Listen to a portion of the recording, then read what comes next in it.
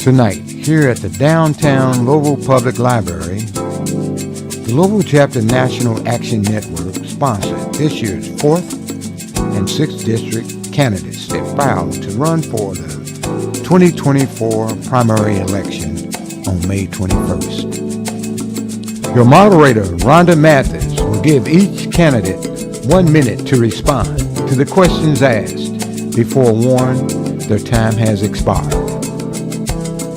I would like to introduce, our moderator of the evening, Sister Queen Rhonda Mathis, well-known Louisville activist. If you're on Facebook, you can't miss her. She's on there every day.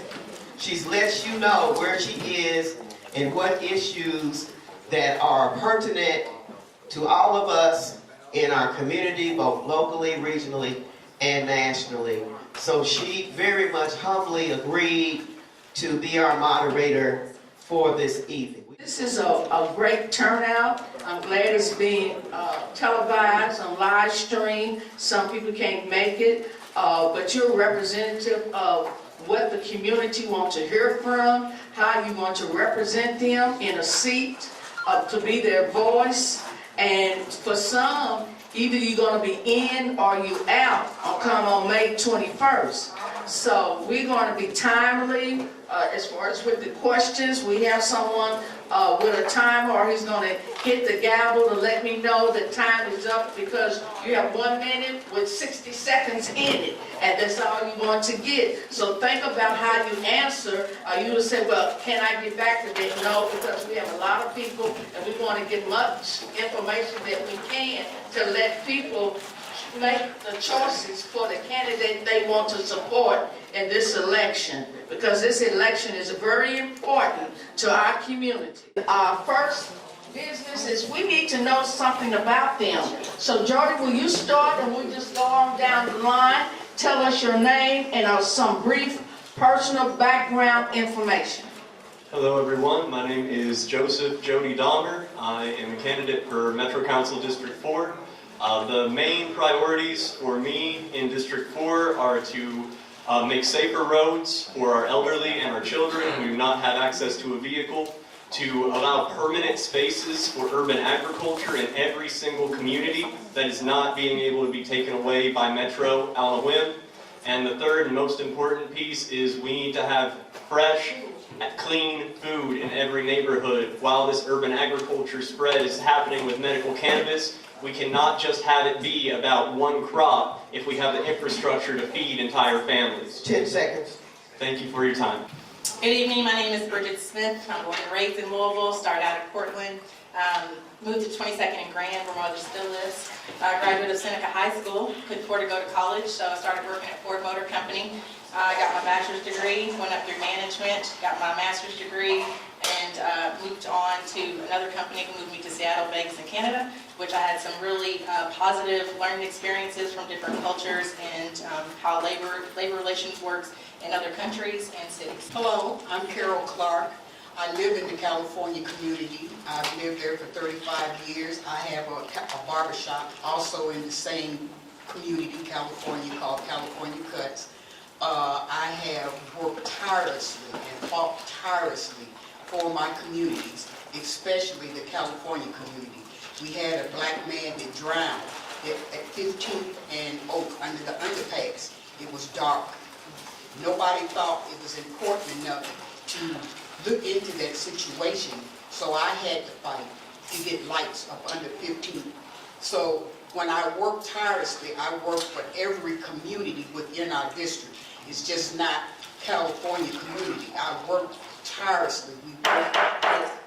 10 seconds. I also was on the campaign for no methane in our resident, and we worked tirelessly for that. All right, good evening, everyone. My name is Denisha Rivers, and I'm running for Metro Council District 4. I have been involved in healthcare for over 20-something years and been involved heavily in community activism and community engagement, and I advocate for young people and homeless families. I run my own nonprofit organization. I am a member, of course, as you see, at NAN and also the National Political women's organization here in Louisville, Kentucky. I am an ambassador for Office of Women. Out of 400 applicants, I've been chosen one of the 24. Then also I am an ambassador for Ocean, a youth ambassador. So this is what I do. This is what I love to do. I invest a lot of my time doing this on daily. And 3 of the initiatives that I would like to make sure that I continue doing is community health, economy, and also safety. Hello, my name is Ken Herndon. I'm also a candidate for District 4. If you don't know where the district is, it runs from 32nd Street to near Leesmore Avenue, all along the river, and zigzags back and forth between along Broadway. It includes part of Parkland, California, Russell, downtown, Smoketown, Butchertown, Nulu, Phoenix Hill, and Clifton Heights. It is by far, I believe, the most diverse economically and demographic district in the city. It's going to take someone who can serve the entire area equally and fairly. I believe I'm that person. I've been doing this kind of work in the leadership of 3 different neighborhood associations over the years, businesses. I was the original co-director of the Fairness Campaign 30 years ago, and have done work in the community for many, many years, and would like to continue to do the same thing as your councilman. Thank you very much. Good evening, everyone. My name is Joshua Crowder. I'm originally from the Algonquin neighborhood, currently a Russell resident. I went to school at Northwestern University, where I studied urban politics, politics of international law, and I've been an organizer for the last 10 plus years, beginning in racial justice, organizing with the Black Youth Project in Chicago, climate justice with the Sunrise Movement, where I helped to author our Just Transition language in the Green New Deal. Also in labor recently at UPS. I'm a co-founder of our Teamsters Local 89 Futures Committee, and it was through our work at UPS that led to the winning of our recent contract fight, which turned into $30 billion of wealth that was taken from the company and given back into the hands of the workers who created it. And I'm also a Democratic Socialist running in District 4. My name is Mary Hall. I am running for District 4. I live in the California neighborhood. I have worked tirelessly in the California neighborhood. I got my property back that was taken in the California neighborhood in a questionable way. I work along with my seniors. I have a grocery store for children. I started the Descendants of the California neighborhood. There's 56 of us. We do a lot of stuff in the California neighborhood, along with in Russell, Shawnee. We have a job program where we work the children with their parents, because we can only work the children for 4 hours because they started at 13 years old. So with that, being said, with the community, that's what we do to bring the community back together. We need to bring the communities back together. Good evening. My name is Stan Mormon from Metro Council District 4. I was born and raised in Louisville. I am a product of the Jefferson County school system. I went to the University of Louisville, albeit it took me 13 years to get a 4-year degree due to working through school. Civically, I serve currently on the Louisville Downtown Partnership. I chair what's known as Louisville Downtown Management District. I also run a soup kitchen called the Community Kitchen. We serve about 60,000 meals a year. My beliefs are that in this community we have a lot of divided community that we need to work on bringing together. And should I be elected, I will go to sleep and lay my head down every night on the fact that everybody counts or nobody counts. Thank you. Thank you. Okay, your next question. Why are you running for public office, and more importantly, for the Metro Council seat? So, again, Jody Dahmer. I am running for Metro Council specifically because I've seen firsthand that there are laws and ordinances that are still on the books in Metro Louisville that actively ban farming, foraging, and other food production services on zoned land for about 90 years, from the 1930s up until March of 2022. Shotgun neighborhoods across Louisville actually were banned from having plants higher than 10 inches tall if the code enforcer thought it looked like a weed. After not paying fines, eventually that could turn into house liens and eventually somebody else seizing that property.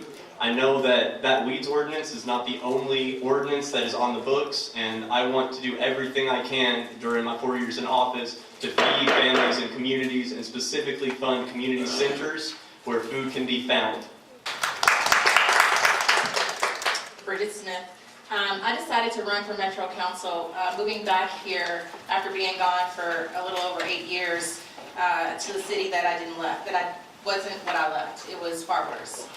So talking to entrepreneurial friends, talking to family, especially my mother, and researching things that were happening, a lot of it was tied to Metro Council. So I started attending Metro Council's first. I read their policies and procedures, and then I attended Zoom meetings. Then I followed by meetings in person to see what they were doing. Learned a lot, especially about the disrespect for constituents who took a whole lot for them to come forward in front of Metro Council, and certain Metro Council members being disrespectful in the sense of on their phones, eating, walking around, talking. So that really bothered me, and it just kind of validated the fact that I needed to do something, and I needed to do something now. And I made that commitment 22 months ago. I'm running for council because I want to sit at the table. I want to sit at the table when it comes to making decisions that I have to live by, what the community has to live by. So that gives me an opportunity to work for the communities within District 6. I want to be able to say that we are striving for better. And the only way that I can strive for better is to have a seat at the table. I decided to run for Metro Council because I'm sick and tired like everyone else is sick and tired. I'm just going to be honest and frank. It is time for a new trusted face of leadership in Metro Council, and some things that have been going on has not been working for the families and the best interests of this city and our neighborhoods. That is the reason why I'm for Metro Council, because I want to be a part of the process. I want to be able to pass policies and laws that work for the people and not for the greed and power. And that's why I'm running, because spaces, especially black faces and spaces, need to be in these arenas to make sure that someone has a voice, a power, to make sure that we stand up for what is wrong and make it make sense. So that's why I'm running for Metro Council. What you see on TV is not what the Metro Council does. What the good councilman does, I believe, is what's on the ground. It makes a difference on your street, on your block, the details of the job. The foundation of my service will be that I will be a full-time councilman. If you don't know, it's technically a part-time job. Most of the people on council have a full-time job. I will quit my job and make it my full-time responsibility. I will also promise for a 2 working day turnaround answer for any emails or phone calls that come in, because I want to have that constant contact with folks. There's a saying that we have 2 ears and 1 mouth for a reason. I believe in listening and partnerships with our constituents, and when I've been walking door to door since January, I have heard specifically what people want from their councilman and from the government, and my service will reflect what they want. Thank you for the question. I'm running because fundamentally, decades of privatization and developer handouts have left our city back in the past. When the merger happened, the city sold off LG&E to a private corporation, and since then, people have been paying up to $500 a month in electricity bills. Currently, TARC is under attack, where we have private corporations wanting to fund these small, like Zipcar-like services to fulfill public transit needs. We have handouts to the tune of $114 million to private development groups like Jefferson Development Group, as JP running District 6 mentioned. Those are taxpayer dollars. And it's about time that we spend our money on addressing the needs of the people in our city. And the number one job of an elected official is not just to write policy and advocate for policy, but it's also to organize. We can only win these things if we organize. When I'm out there talking to folks on the doors every single day, there's not a single person I've talked to who says, I want to give more and more money to Jefferson Development Group or to folks like Gil Holland. Right? People want money for grocery stores. People want money to address the needs of their children. People want money for our schools and for public transportation. Right? And the only way we're going to win this is if we're organizing door to door and on the shop floor. So that's my question. I'm running for District 4 because I know a lot of policies that has been changed.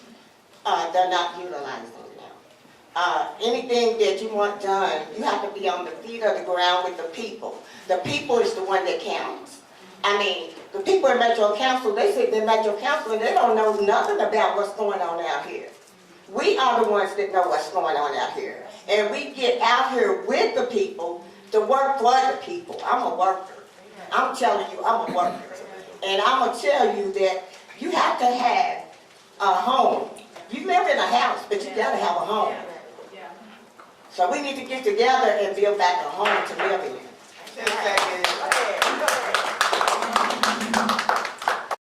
I'm running for Metro Council because I believe in giving back. When I look back as being a kid, I mean, I came through a fairly challenged childhood, and I look around a lot of my friends who didn't make it. And then sometimes I think God smiled and gave me a break, and I think it's an opportunity to repay that break. And so how do you do that? I've been fortunate. I've been able to get an education. I've been able to find leadership. And it was probably when I was in my young 20s, I met a man who kind of gave me some good path and good direction. And I just hope that in this role that I have that same opportunity to do that for the people of Metro District 4. Oh, thank you. How do you think that the housing problem in Dosca Manor, Parkway Place, Park Duval should be addressed? Drugs, crime, rodents, insect-infected housing facilities. So a lot of the problems that we're currently seeing in LMHA have been decades in the making. And that's the reason for that is because every single budget, the Metro Council and the decision makers vote to underfund the needs of the people that are in the public housing that deserve amenities just like every other community. I don't think that there should be any type of stigma, but especially we need to put money where our mouth is when it comes to improving the living conditions immediately. Plans have been enacted for decades, and the problem is that a plan just sits on a shelf if it's not funded. When we have properties that are public housing, we need to have amenities with the housing. We can't just have a parking lot and a building. We have to have food. We have to have shops. We have to have ways for second and third shift workers to be able to have night markets or ways to increase commerce and buy things for their families even if they are not working traditional hours. And that is something that is sorely lacking downtown for our residents. So I feel like that is a state of an emergency. There's lots of open housing that these folks could have been moved into as temporary while these problems were addressed. I do think that they've been neglected in a sense of no one's paid attention, but maybe they haven't had a voice. And I think that all council members, their Metro Council members should have been their voice and speaking up for them, and that's what I would do. Being elected for Metro Council, I would hold HUD responsible. We need to sit and hold HUD responsible. The next person we have to hold responsible are the administrators of these properties. They know what's going on. They need to report it so that it can be addressed. Okay, I've been on the campaign trail very heavily here the past couple of weeks, and I have visited myself St. Catherine. I've been to Dosca Manor. I've been to Avenue Plaza on 9th Street, and I'm appalled at what I've seen. You know, I was just there a couple of days ago, and their whole ceiling is caving in the community room. They can't even go out in their balconies and have a cookout, especially on a nice day like this. So, you know, this is a problem. I'm already working with the organization, actually, Black Lives Matter in Nishabu. They have started organizations to help support the residents because these places are rat infested. Roaches and bed bugs, and being in healthcare, I know personally because, of course, confidentiality, I see a lot of this all the time that comes in the doctor's office. So it's definitely a problem. We need to make sure that the funds are going exactly where they need to go when it comes to housing, remodeling, audit, hold people accountable, because that's exactly what evidently has been missed the past couple of years because people are living in inhumane conditions, and it's ridiculous because on the other side of 9th Street Divide, they don't live like that. So, of course, we need to change, we need to support organizations, and thank goodness that New Directions just got that $6 million grant. So hopefully when you fund organizations like this, we can do the right thing with it. District 4 4 contains more publicly funded housing than most districts do, so whoever wins this seat will need to pay special attention to that. Clearly, the Public Housing Authority in Louisville has been and continues to be a train wreck. We do have a new director now, but it has been awful. We need to have a top-to-bottom review, no holds barred, good, bad, and ugly.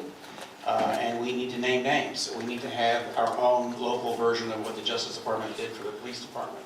We need to make sure that that is an honest assessment, because it's the only way we can find out the exact problems, how they happened, who's responsible, and then correct it. So regarding public housing in Louisville, if you go to any of the Louisville Metro Housing Authority meetings, you can review their minutes where you see meeting after meeting they give hundreds of thousands of dollars away to private contractors. When residents are at these meetings demanding that money be spent on repairs and maintenance. The Housing Authority knows that these issues are there, they don't care. What we need to do is we need to actually democratize the Housing Authority. Right now it's staffed by appointees, by the mayor. Those should be elected positions. That's the people's money, and the people should be deciding how it's spent. Additionally, we need to guarantee housing as a human right in this city. There's absolutely no reason in the richest city in Kentucky there should be a single person who should be living in such deplorable conditions with pests and with severe maintenance issues. I mean, it's a stain on our city, and the best way we can address it is ensure that that funding is in the hands of the folks who are going to be affected, who are going to be impacted by it to begin with. So.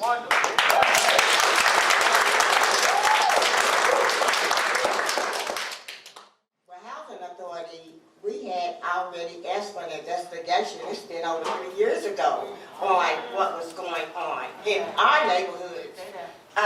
It just happened at Dosca Manor, and that just brought it on. But we had asked for an investigation on Housing Authority a long time ago, and they're just now doing it. I mean, council members have got this paperwork. They got the paperwork, but nobody responded.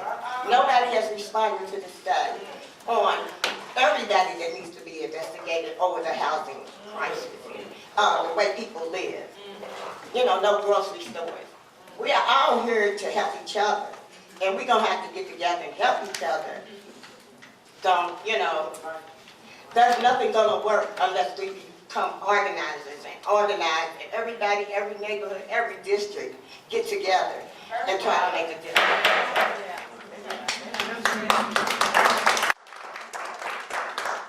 The situation at our housing authority is deplorable. There's no reason in the world somebody lives in the conditions that we're asking these people to live in. They are probably some of the most challenged people that do not have the opportunity to move out of there on their own. And so we need to do that. Our leadership has absolutely failed us in this area. That's where Metro Council really counts. You need to look at the people that you're electing in Metro Council and be sure that they'll be accountable, that they'll look out for the people in this district, and especially in the low-income housing, or just our senior citizens. It's criminal what we're allowing people to live in. You need to hold your leaders responsible. Louisville has a problem with mental illness and drug addiction. What do you plan to do to combat this issue?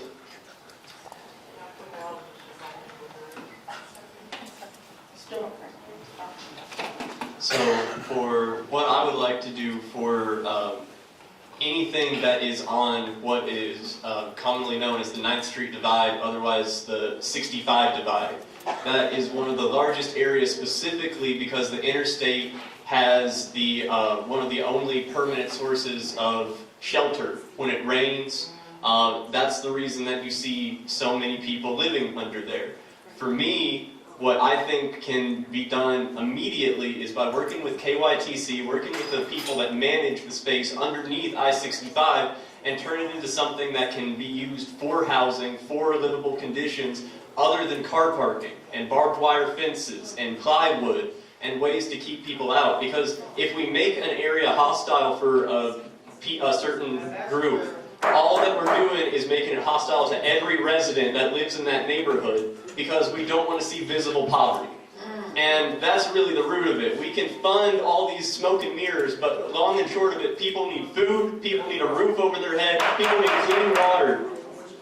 Thank you. So mental health is one of my top priorities. For me, mental health doesn't encompass just one thing. So it doesn't matter if it's from dementia, if it's from the onset of drug use, or if it's from a trauma that's triggered. So I think just having resources, because you can't get better if you don't know that you have an issue. And I think if we're just going with houseless folks that may have mental issues, they also need resources. But I think that if they're not going to take those resources, we need to address that. And if that means an evaluation, if that means mental care that may be suggested highly, that's what we need to do. As far as the homelessness goes, Louisville has a land bank, and they have land that can be used for homelessness. They can make more homeless cities where they can have tents, they can have an edifice built where they can have running water and a bathroom, and they don't have to be displaced. They're just holding on to that land and they're not doing anything with it. As far as the mental health, I think we need people that can go out and reach the mental health. Sometimes you have mental issues and you don't know you have mental issues. We had one man in my community that went and hit a little girl in the head, raped her, took her tablet. She's only like 8 years old. She probably will not survive that as an adult. Those type of things I hold the judge and the legal system accountable for. They should have placed him where he cannot get out and do that to other people anymore. Mental illness for me hits home. For those who do know me, my name is Renee in the community, and for those who personally know me, know that my oldest son has mental illness. He's 23, and he went to Western Kentucky, and as most young adults, they like to have a good time. Well, during that good time and all my hard work throughout the years, my son decides, let me test like most of college students do, and he hasn't been right since. It was very hard for me because during the pandemic of 2020, can you imagine having a son with mental illness during a pandemic? No doctors, offices open, none of them's open. The system is broken. The healthcare system needs to change. We quit putting medicines down people with mental illness and more therapeutic, holistic approach. Build a system of housing, counseling for families. Okay, thank you. Thank you very much. For more than 2 decades, I oversaw the work downtown with the ambassador program that the Downtown Partnership puts on the street. I personally oversaw those folks, and we dealt with the folks that we're talking about every day. I learned to work hand in glove with the Healing Place, with Coalition for the Homeless, 7 county services, and other social service providers, so that we could learn in a very small way compared to the professionals how to handle folks and get them the help that they need. One thing that is absolutely clear is all those wonderful agencies and those trained professionals that do the work the best are woefully underfunded, and I would push to increase that funding a lot in the local government budget. A lot of those programs also go way beyond what local government can provide. So I would pledge to also work with the Jefferson County delegation, frankly, to get more funding from the state as well, and from the governor's office, so that we can properly fund these vulnerable people in the state's largest city. I would just actually like to push back on that last point. Mental health and drug use is absolutely something that Metro Council can address, and I'll tell you why. Because the primary drivers of these outcomes is poverty, right? And so our number one focus should be on addressing the root causes of mental health outcomes and drug use, which is addressing poverty. In Louisville, we can guarantee that every one of our residents has a place to live. There are more empty, habitable homes in the city than there are homeless people. We can assure that everyone has access to electricity, right? We can take LG&E back under public control and ensure that people can cook their food. We can decriminalize drug use, right? So that people who are trying to cope with adverse economic situations are receiving help rather than prison sentences. These are all things that we can do here in the city of Louisville. And that's something that a Metro Council member should absolutely prioritize. That's what I will prioritize as your Metro Council member in District 4.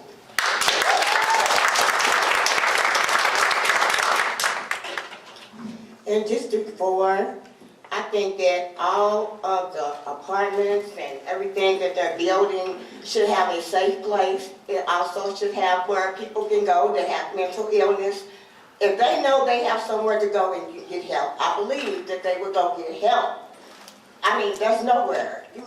I had a lady that ran to my house with no clothes on. The police came and thanked me for giving this lady clothes and shoes because there was nowhere else to go. She's running down the street butt naked, you know, and beat up. She could have ran somewhere if it was a safe place. There's no safe places for people to go. You have to have that at night. That's when most of the stuff happens, at night. And that's where they need to go, have a place to go at night. During the day, they got everywhere to go, but after 5 o'clock, where they gonna go? I mentioned earlier about challenges growing up, and one of those was that my mom did have mental illness and addiction issues. And the only way she ever got better was the long-term stay. And so we need to look at transitional housing. I'm not talking about the conditional use permit. I'm talking about places where we can put people in a long-term situation to where they have the wraparound resources that can get them treated. We don't need to criminalize it. The jail is not a place to receive any of those services. So let's look at our transitional rooms. Let's get the people the wraparound services that they need. It's not that difficult. We have the facilities available. We need to fund the resources to make sure people get the treatment. 10 seconds. Thank you, Dean. Thank you. Okay, as you're aware, Louisville is under a consent decree. With the LMPD, once elected, how will you deal with the issue, and are you willing to work across party lines in partnership with the LMPD to solve these problems? So part of the reason that we are in so many of these problems is because of the LMPD. I just want to be very, very upfront about that. You know, the consent decree was absolutely awful to read.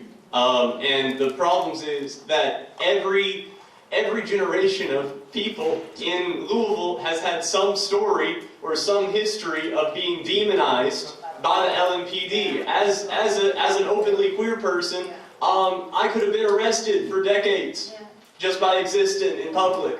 And you know that if I'm elected, I want to make sure that no tax money can be spent on weaponry and ways to criminalize people for existing. For me, I want to make sure that the rights of people, especially houseless, are not violated by these new state laws that are being funded. And I want to make sure that we are able to make sure that every resident, and that includes houseless, are protected from these state laws, because how much of our taxes are going to be funded to criminalize people that were not criminals before? Thank you.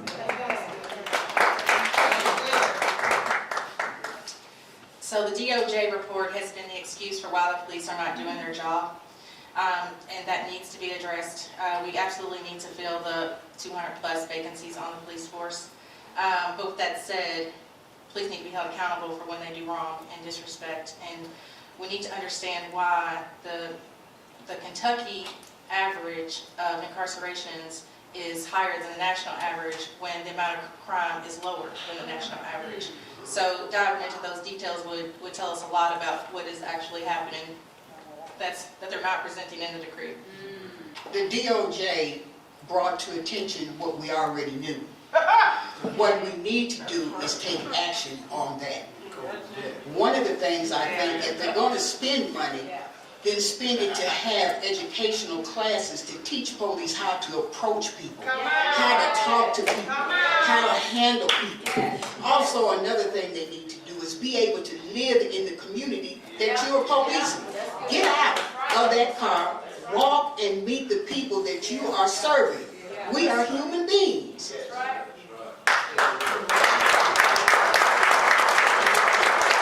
So it's pretty much as simple as this. We've had problems with the police in this city for decades, way before I was born. There is no trust in the black community. There is no trust in these poor communities. What it basically is a systematic racism and a generational racism throughout the police department for many, many years. It is a cultural fact, it is a known fact that we have been fighting, right? So a lot of it, when it comes to funding, training. If you want to be a police officer, we're going to hold you accountable to make sure that you are representing this whole city and representing these neighborhoods as you should when you go in and swear your badge. So that's why we have the table. Shout out to Bishop Lyons. Because I believe in community policing anyway. Thank you. Thank you. The DOJ report was certainly horrific reading, but I don't think it was specific enough.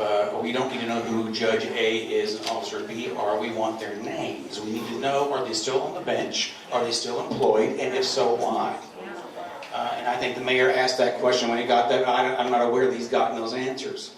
The two officers, for example, were filming themselves throwing drinks at people and hitting them and laughing about it. Why were they not unemployed 5 minutes after someone in charge saw that video? Why did it take so long to get rid of them?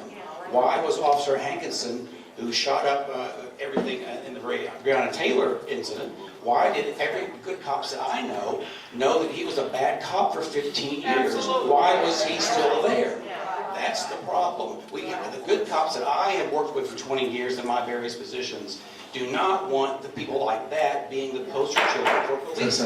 They shouldn't be, but if they are allowed to stay, then they become that, and the community will never be able to trust the cops again. We have to have trust in order for us to have a civil society. Thank you for your response. I'd also like to echo my good friend JP's comments. I'm in support of Councilwoman Shamika Parrish Wright's People's Consent Decree, which outlines the fact that we need to, number one, first and foremost, stop spending extra money on our police department. LMPD currently has $250 million, and with corrections that accounts for 40% of our budget. They only have 1,600 sworn-in civilian employees. How does that make any sense? Over the last 20 years, we've more than doubled our spending on these agencies, and our cities are not any safer for it, right? The way we can address the horrific details of the consent decree start with holding LMPD accountable in real ways, right? We need to take money from LMPD and put it in things that will actually make us safer where police do not, right? We're talking about housing. We're talking about public ownership of our utilities. We are talking about food access in food deserts like Smoketown, Russell, community-owned grocery stores. These are the things that make us safer. Not extra money on police officers who seem to can't even file a correct warrant. So.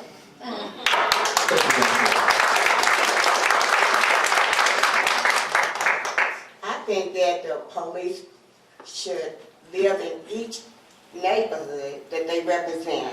If you live here, then that's where you work. So your neighbors can get to know you, so you can be as equal as they are and know their children, like they did when I was growing up. I mean, we knew Drain, we knew Shelby Lanier, we knew all of our police officers because they was part of our families. I mean, if you got in trouble, they're going to take you home. They're not going to lock you up. And then your parents will have them to lock you up. So, if you did something, worse. So, it's a lot of things that need to be changed, like the DOJ. They should come into the neighborhoods, want to live in these neighborhoods, help build up these neighborhoods, spend some of the money that they're getting in these neighborhoods, and make it a better neighborhood. The DOJ report was incredibly embarrassing, and it was a stain on Louisville that's going to take us a long time to remove. But the problems were in the police department go way back before the DOJ report came out. So we can't allow, we have to hold our leaders again accountable. We have to make sure you have the right people in these seats that's not worried about party lines. We don't represent Republicans, Independents, Democrats. We represent the people in the district. And you have to understand what's going on within that district and make sure our police officers are doing the right thing, have the proper equipment, have the correct leadership in place, are trained. We need to get back to community policing. And we need to look more at our deflection programs, which are great. You have social workers making some of these calls as opposed to just police officers. A lot of these situations can be derailed long before a police officer gets involved. So again, deflection and community policing. Thank you. Thank you, Stan. Okay, in 2019, Councilman DeGloria Arthur led the way filing the resolution in support of H.R. 40, the study of reparations. Are you in favor of supporting an ordinance that supports economic reparations, a plan for descendants of enslaved blacks or descendants of American slaves of Louisville, Kentucky? Why or why not? Yes, absolutely, unequivocally. I'm a 6th or 7th generation Kentuckian, and that comes with a terrible amount of historical baggage. I think that it is a right for every person in Kentucky should be able to fund some type of reparations for the atrocities that have been committed for 2 centuries or more. And specifically, also, I'd like to bring the Native American representation as well. We have multiple Olmsted parks that are named for the tribes whose land we stole, and there's no historical markings. There's nothing that actually explains what an Iroquois tribe was, Cherokee. We name the roads, but we don't do anything else. And, you know, the thing about it is that, like, we also need to realize that land is being actively taken away through government policy, and it is our time to take that land back and bring it to the people. And so that is why I'm in support of reparations. Thank you, sir.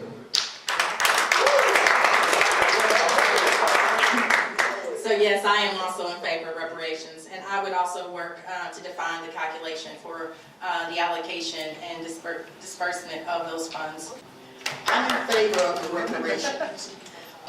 What I would say for reparations is give us our 40 acres and a mule. We want what's belongs to us. Give it to us. We can then buy our own grocery stores. We can buy our own houses. We don't have to depend on the banks to give us the funding. Give us our due. Every other ethnicity that has been wrong has received justice. We want ours. Thank you.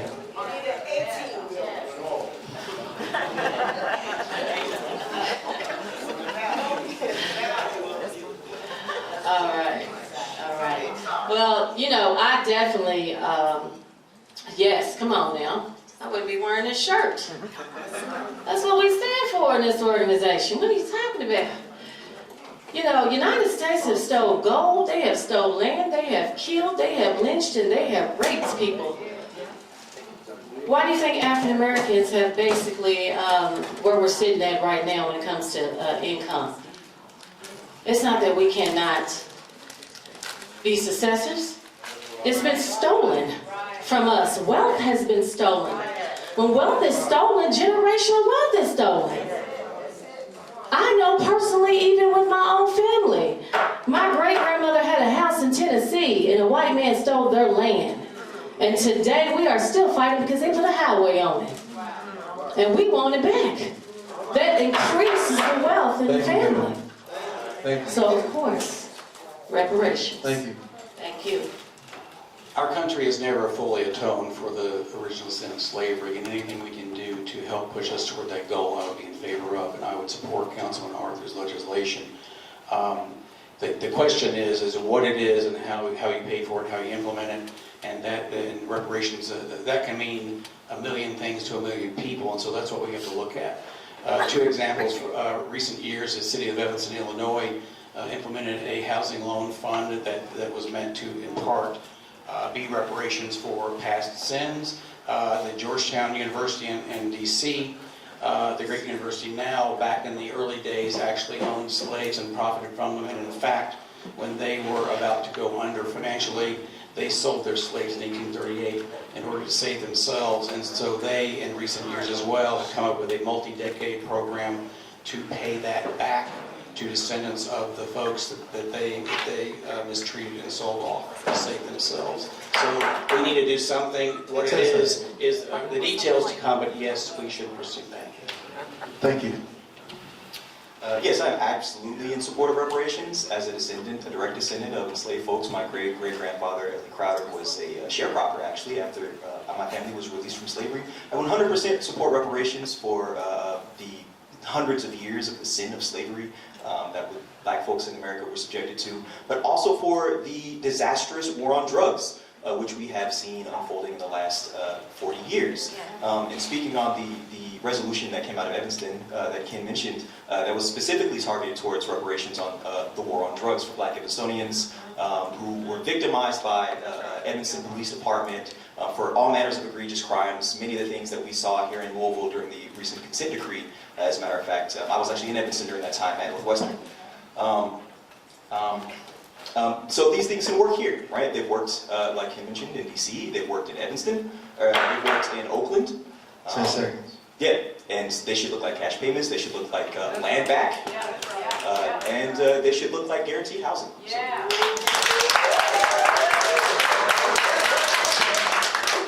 And I am definitely for reparations. I have went and got some property back that belonged to my family. And just the other day, they gave me another property that belonged to a cousin. You have to go and let them know that they took it. And you have to demand it back. They want you to pay for it. You shouldn't have to pay for something they took from you. And when they give it back to you, they should give it all back to you, not just the land. They need to build the houses back. They tore those houses down. So reparations is not even going to be enough. That's right. I don't think that's going to be enough. We need to be talking about something else other than reparations. Give us our property back and then let's talk. Thank you so much. You know, the bill addresses the study of reparations, and so we do need to look at that. You know, I'm not going to sit up here and tell you that I had descendants who were slaves. I'm not going to sit there and tell you that I had to go through redlining, deplorable acts that need to be made right. Now, what's that look like? I'm not sure. Is it cash payments? I don't know. Is it programs that levels the playing field and makes it right for where we once were? Absolutely. We need to get people back to where it's made right for what was taken away in the beginning. We can do that. We can do that through reparations. We need to work on the program. We need to make it happen. Thank you. Thank you. Okay, now we're going to be taking some questions from the audience. I am a U of L student. Programs, initiative, and diversity, equity, and inclusion are under attack by our own state legislators. What would you do to protect diversity, equity, and inclusion in Louisville, Kentucky? So first and foremost, there are people and groups and organizations across the District 4 community that are actively doing the work. Clay Cousins Collective comes to mind for being able to share that knowledge, but most importantly, we have to push back as a Metro body. We have to actually have a backbone in Metro, something that is very few and far between, it seems like. We have to take a stand when it comes to this, because otherwise, what is next? Because you know they're not stopping. This momentum is only going to keep going until there's enough brakes to push back and actually go the other direction. Because, you know, like a jail, you know, none of this is built for just one group. It's just a matter of who's on the chopping block next. And we all have to organize and make sure that we are actively pushing back against this. So I fully support making a stand on diversity, equity, and inclusion. Thank you, sir. We also need to stop stacking bills. You know, the perfect example is House Bill 5 or 6, where you've got 3 strikes, you're out, House Bill 5, and 3 strikes, you're out, and you're also putting in homelessness all in one bill. It's separate, right? So they try to bury what they feel is less important with something that people will vote for. So we need to make sure that we are being transparent about everything that's in the bill that we're voting on. Being a black woman, and many of the black women that are here, we are affected by not being included, having equity. I think one of the things that we have to do is we have to create an organization that looks out for those aspects that we are talking about, and not let it be that they made this organization so that they can get paid from different entities. We need an organization that will look out for that. Thank you. I'm gonna fight like hell. That's what I'm gonna do. I don't know about anybody else up here, regardless if I get this seat or not, I'm gonna fight like hell. That's exactly what I've been doing.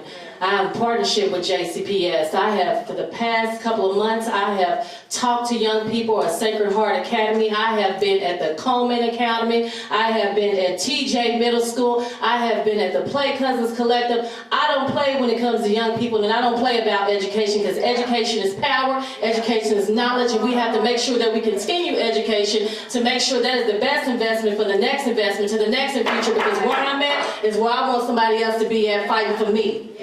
I think what we have to do in government or education is first, if we believe in DEI, that we live it every day in our own lives. We set that example, we make sure that others around us that may fall short know what the example should be, and we put that in public policy. I don't know how exactly right now we can get around some of the draconian measures in these bills. We'll have to study that.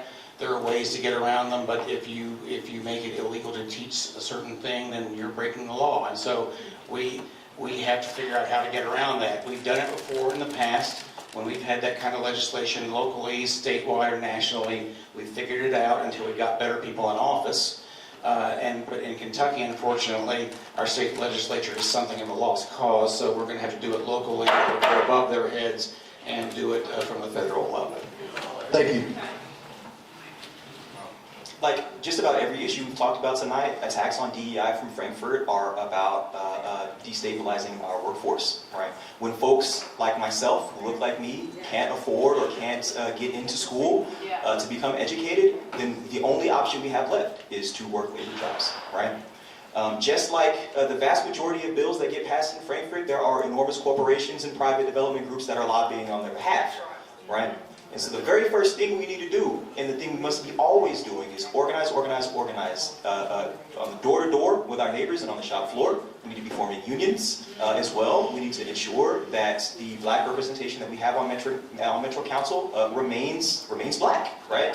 We have a select few majority black districts in the city who are under attack, right? The most recent redistricting effort was targeted specifically black representation in the city of Louisville. These are the things that we need to fight back against, right? We need to be supporting primary challengers to legislators who are playing ball with Republicans in Frankfurt and Republicans here in Louisville. We need to be challenging anti-DEI folks wherever they show up, and it's just another stand-in for racism. It was critical race theory a couple of years ago. It was, 50 years ago it was the N-word. So. Thank you, Josh.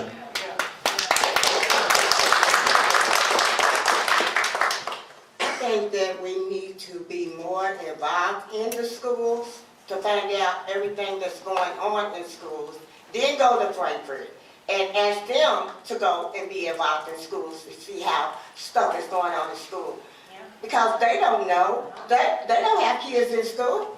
They have grandkids maybe, but they don't have kids in school, so they don't know exactly what they need or what we need. So I think with that being said, we just need to get involved more. Thank you. Sometimes it's really tough living in the city of Louisville and the state of Kentucky. Our state of Kentucky does not always represent our best interest here in Louisville. They believe in something called home rule, which means local government, until they don't. And this is another one of those situations where they don't do what's in the best interest of Louisville, Kentucky. We talk about education, and we need to be more involved. We need to look at some of our supplemental programs. You have the Scholar House that's doing fantastic work. I'd rather be reading that does fantastic work. You have Youth Build that does fantastic work. And much like Mr. Crowder has pointed to, we need to look at our schools and say, is everybody a four-year student? And a lot of kids are not. They need to have some direction more toward vocational trades. And that's where you really help a lot of kids. You need to educate the counselors to get the kids going in the right direction. So, DEI, it's never one of those things that just gets convoluted, it gets kind of lost in the terminology. You see a lot of people kind of hide behind it. You see people not doing the right thing. But at the end of the day, we need to kind of get our local rule here and make sure we're doing what's best for Louisville, Kentucky. Thank you, sir. Thank you. What is your position on faith-based organization as a Metro Council person? So for me, as a queer individual, growing up in Kentucky was traumatizing. I was raised Appalachian Methodist. I'm the first one in my family to grow up in the city, and I had to hide a lot of who I was because I was worried about being kicked out of my community. And so I know that that is not every church. I want to do my part to outreach to the churches. To that point, I had some communities that do not really want to talk to me, and that's okay. I understand it's different for everybody, but when I'm in council, I want to make sure that I do hear every voice. And we might not agree on everything, but I want to be treated like a person, and I will treat everybody the way I am treated. And so I really hope that we can work together with the faith-based groups and hope to bridge this divide, because honestly, we are stronger together when we organize. And as somebody who is queer and has the faith, it is something that I want to be. Thank you. I appreciate it. Thank you so much. So being raised Southern Baptist and Christian, I'm absolutely about the church. A lot of the problems that we have is because kids today don't fear anything. They don't fear the Lord. They don't fear the parents. And I think that is built in the church. As far as the community, I think there's a lot of leaders in the church. And I don't think it's just the mega churches. I think that there are leaders at all levels, all sizes of churches. And Metro Council members and other city officials should reach out to those leaders for their opinion, their insight, and their help. Thank you so much. The question was, what is your position on faith-based organization as a Metro Council person? Meaning, how do you... Yes. What role do you see as far as faith-based organizations? You want a clarification, Bishop? Yeah. The Metro Council has a problem. The present Metro Council has had a problem over the years of really reaching out to the faith-based, especially in our community, as far as supporting things that the churches and the faith-based organization would like to do. I'd like to just know what is your position on cooperating and reaching out to the faith-based community, as far as allocating resources and partnershiping with different entities in the community, the faith community. I believe that Metro government should be able to reach out to faith-based organizations. All things that are created is created under one God, and we need to reach out. Who has more outreach than religious organizations? People come in by the groves. So yes, I think they should be funded. I think that they should support them. And I think with that, we can go a lot farther than where we are right now. Thank you, ma'am.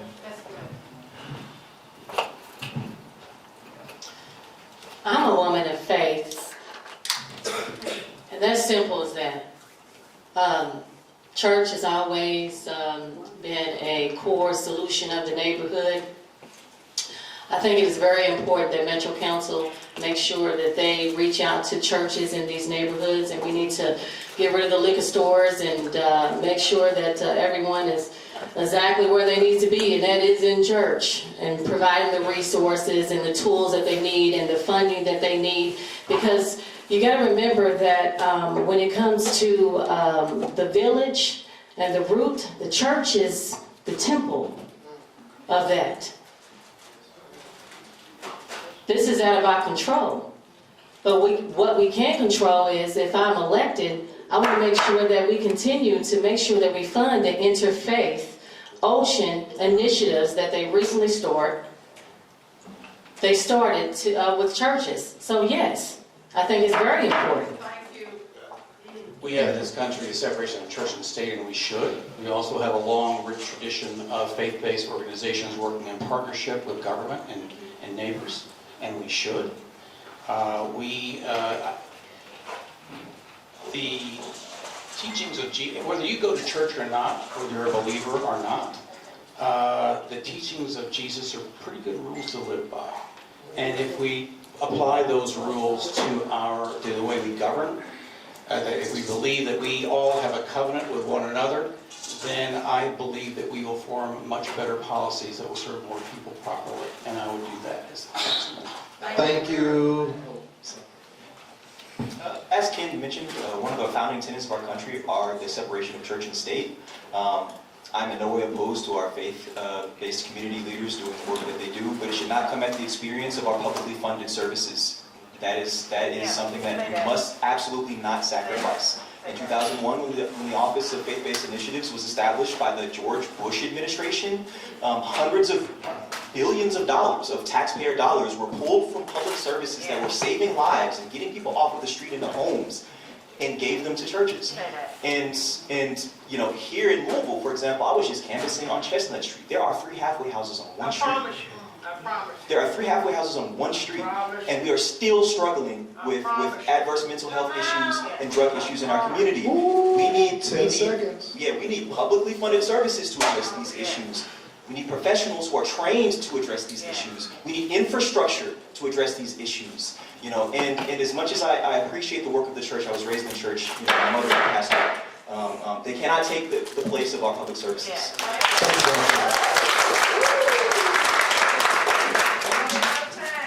And I work in the churches, in the neighborhoods, just not in the California neighborhood, but in all neighborhoods, even Newburgh. These churches do help. We have churches that do help, but we have some that help us not to get help. I'm serious. They help us not to. I mean, they give them the money, they're supposed to help us.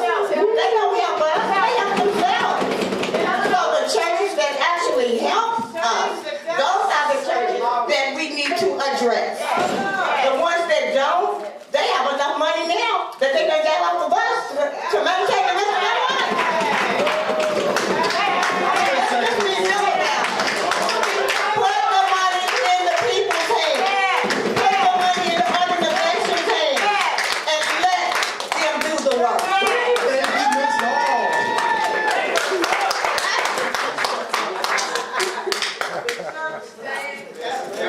Bishop Lyons. Thank you. Bishop Lyons has the perfect model of the bishop's table every Friday morning at 9 a.m. He does this without looking out and seeking for any government money. He does it because it's the right thing. It's a perfect combination of church and then bringing all the community services together. And nobody's looking for a dime to do that. So we can lean on that model, learn from that model, get other churches to embrace that model, and we'll begin to shape. Thank you, sir. April 4th at 6:30 at King Solomon Baptist Church. That's with Reverend Dr. Charles Elliott. You know, April 4th was 1968 when Dr. Martin Luther King was assassinated. And they have a program and dinner is provided. And it will be April 4th at King Solomon at 6:30 at 1620. Now, I do want to give each person the opportunity just to give your contact. So, especially for those who are listening in the streamlining, because we got some, I'm sorry we was not able to get to all the questions, but it was very fruitful for what we heard from our candidates. Those who didn't show up, well, that's on them, and they missed the opportunity, because it's so important after you leave here to energize you to call and make sure people get out and vote on May 21st. The song will be their only last chance to hold a seat, and then in November to come back. So I want to thank everybody. I'm going to have Kathleen have the last say. But at this time, can we just go down the line right quick and give your contact information in case somebody's questions was not answered, they can contact you and ask the question later. Of course. So again, my name is Jody Dahmer, Jody. The email address is team@jody4.com. My website is jody4.com. I also run the Louisville Seed Bank. If anybody needs vegetable seeds, please come to some of our monthly swaps. I love to find community partners. Thank you. My website is votebridgetsmith.com, and my phone number is 502-599-3316, or you can also reach me at 502-324-7517.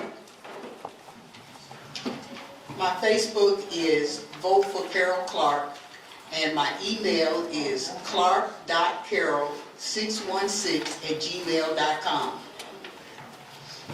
All right, I have flyers and business cards with me, and I also have a QR code here, so if you want to scan all my information here, my website is www.denisharivers.com, that is DENNISHA rivers.com, and I'm also on Facebook, YouTube, and the X, and also Instagram, Denisha Rivers for Metro Council District 4. Sorry. I also have business cards, not quite enough for everybody in the room, but my email address is kenherndonllc@hotmail.com. Our website is www.kenforcouncil.com. My personal cell number, 502-817-2766. Thank you everyone for your time tonight again. My name is Joshua Crowder. You can reach me at my email address, crowder4lou@gmail.com. You can also reach me on Facebook, Twitter, I guess X, formerly known as Twitter, and Instagram at crowder4lou. You can also, we have literature in the back there. Just talk to Hallie or Jonah right there, sitting up on the chair. Very helpful. Thank you, Jonah. You can also reach me at my personal cell phone number, 502-438-8848. If you want to talk to me about raise the issues in your neighborhood, or if you want help forming a union or talking to your coworkers in the workplace, feel free to reach out to me or find me down at my local union hall, 3813 Taylor Boulevard. Thank you. My phone number is 502-644-3442. And Miss Danita Wright has some literature back there. She has my email on it, so. That's very hard. Yeah, very home. District 4. My name is Stan Moore. My phone number is 502-836-7826. Best email is stan@stanmore for 4. It's STANMOOREFOR and the number 4.com. Or you can, if it's stanmore0816@gmail.com. Please do call me. I'd like to come meet you, meet your groups, talk with you anytime you want to. And I love you. I definitely appreciate this opportunity. Thank you. Let's hear it for the candidates.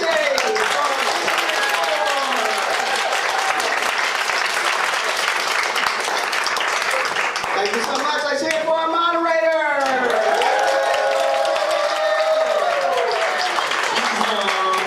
I also just want to say I'm so glad that everybody came out. I'm so happy to see all your beautiful faces. I talked with each and every one of these candidates.